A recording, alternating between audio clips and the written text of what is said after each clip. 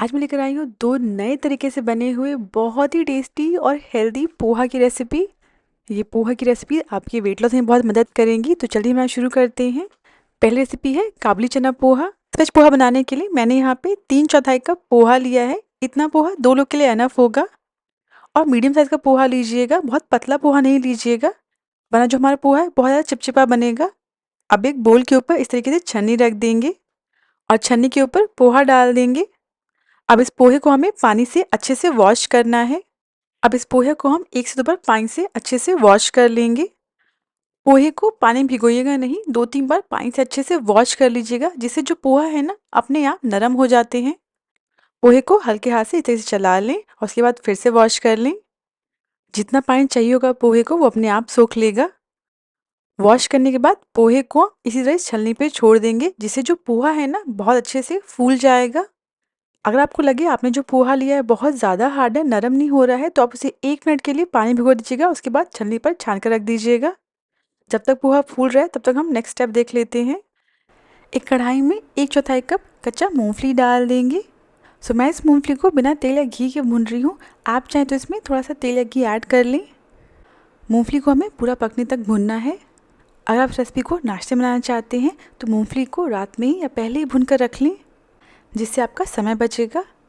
या आप चाहें तो इस रेसिपी को बिना मूंगफली के बना सकते हैं।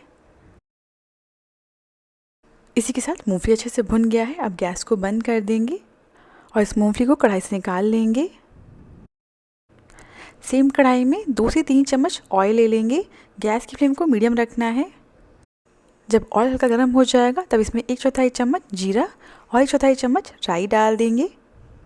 दोनों ही चीज़ें अच्छे चटकने लगी हैं, तेल अच्छा गर्म है। अब इसमें फटाफट से 2 बारीक कटी हुई हरी मिर्च ऐड करेंगे। इसके साथ ही में 2 छोटे साइज़ का बारीक कटा हुआ प्याज ऐड करेंगे। अब इस प्याज को हम तब तक भूनेंगे जब तक कि जो प्याज है ना ये हल्के सॉफ्ट ना हो जाएं। प्याज को जल्दी भूनना है तो गैस की फ्लेम को मीडियम हाई कर दीजिएगा और लगातार चलाते हुए भूनिएगा।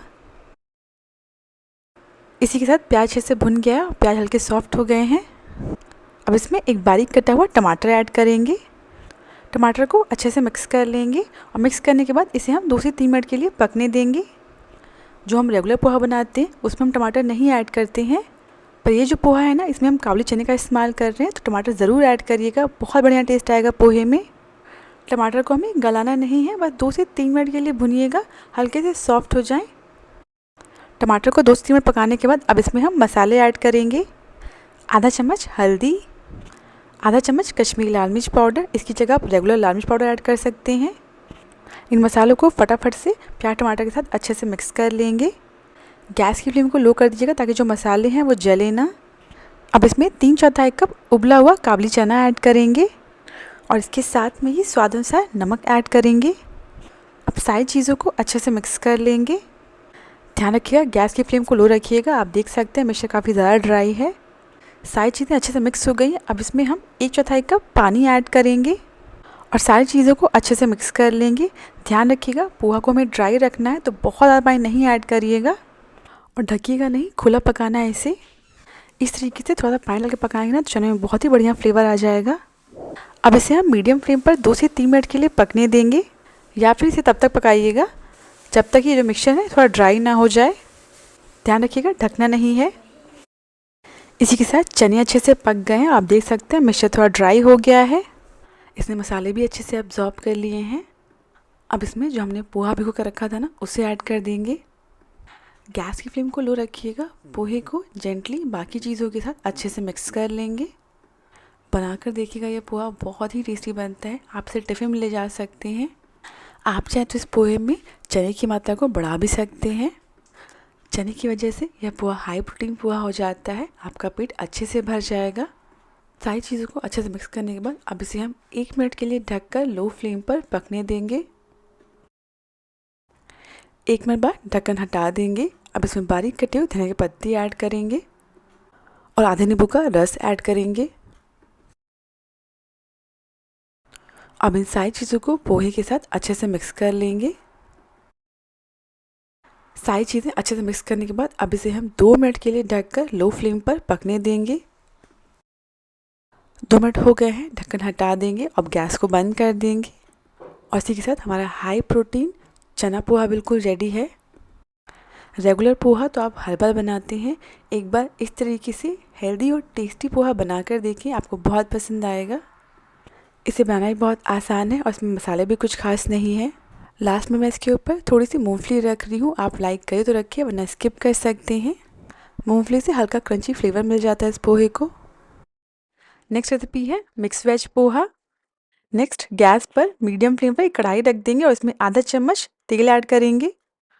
ऑयल गर्म हो जाने के बाद इसमें 1/4 कप कच्ची मूंगफली ऐड करेंगे। इसे मीडियम फ्लेम पर लगातार चलाते हुए भून लेंगे।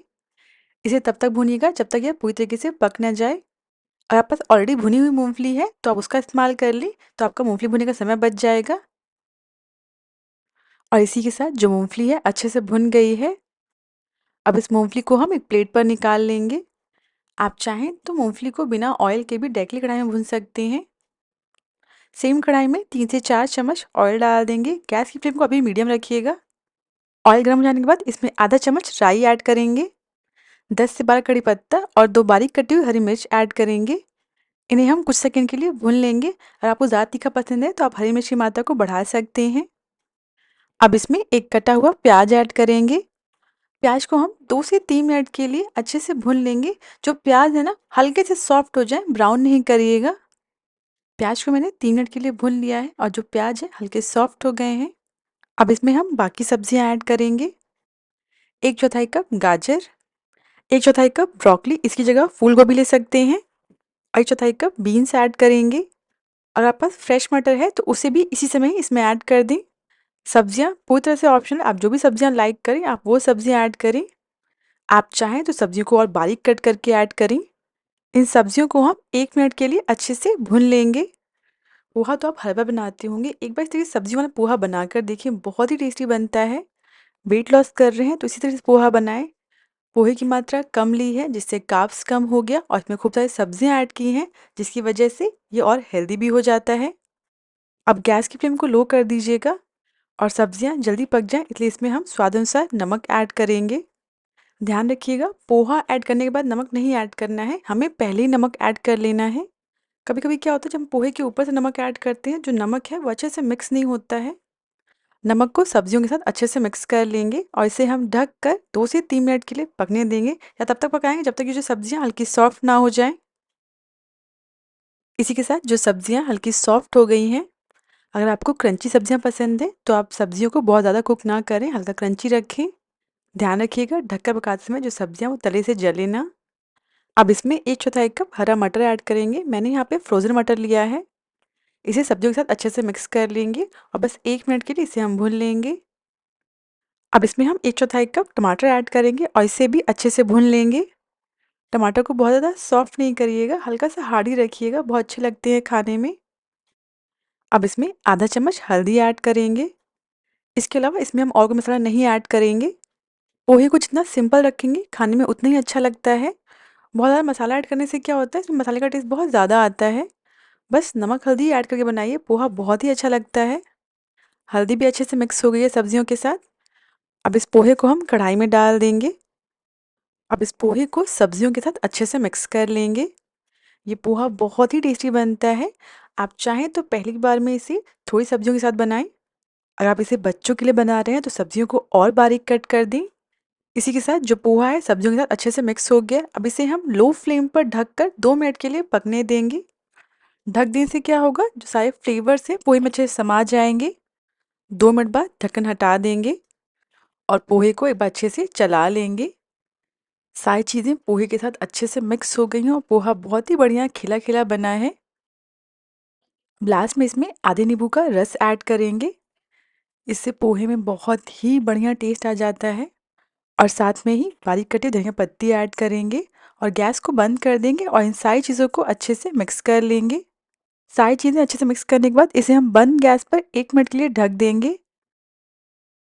1 मिनट बाद ढक्कन हटा देंगे और लास्ट में इसमें जो हमने मूंगफली भून कर रखे थे ना उसे ऐड कर देंगे और मूंगफली को अच्छे से मिक्स कर लेंगे। और इसी के साथ हमारा बहुत ही टेस्टी और हेल्दी मिक्स वेज पोहा बिल्कुल रेडी है।